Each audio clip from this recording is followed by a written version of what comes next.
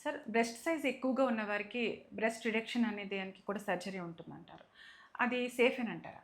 చాలా సేఫ్ అండి. Usually breast దానివల్ల చాలా కంఫర్టింగ్ సర్జరీ అది. ఆ! ఆ సర్జరీ చేయడం వల్ల సైజ్ తగ్గుతుంది. వాళ్ళ బాడీ ప్రపోర్షన్‌కి నార్మలైజ్ చేస్తాము. బ్రెస్ట్ రిడక్షన్ అంటే వాళ్ళు కరెక్ట్‌గా వాళ్ళ బాడీకి ఎలా సెట్ అవుతుంది. పేషెంట్ రిక్వైర్మెంట్స్ కనుక్కుంటాము. కొంతమంది నాకు చాలా తగ్గిపోవాలని అడుగుతారు. హ్మ్. కొంతమంది ఒక మోస్తరు తగ్గించండి ఇలా అడుగుతారనమాట. హ్మ్. దానివల్ల డిఫరెంట్ మెథడ్స్ ఉంటాయి మా దగ్గర. అంటే పేషెంట్ డిసైడ్ చేయొచ్చా సార్ సైజ్‌ని?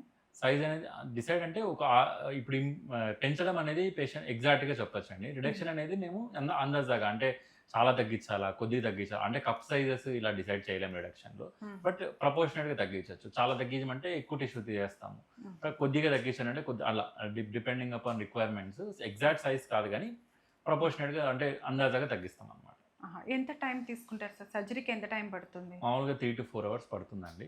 హ్యూజ్ ఆహా! బ్రెస్ట్ ఉంటే 5 అవర్స్ వరకన్నా ఎళ్తది. పెట్టి సేఫ్ సర్జరీ. ఏమంటే ఇది జామెట్రీ లాగనమాట. అంటే బ్రెస్ట్ సైజ్ తీసేసినా బ్రెస్ట్ షేప్ మెయింటైన్ అవ్వాలి.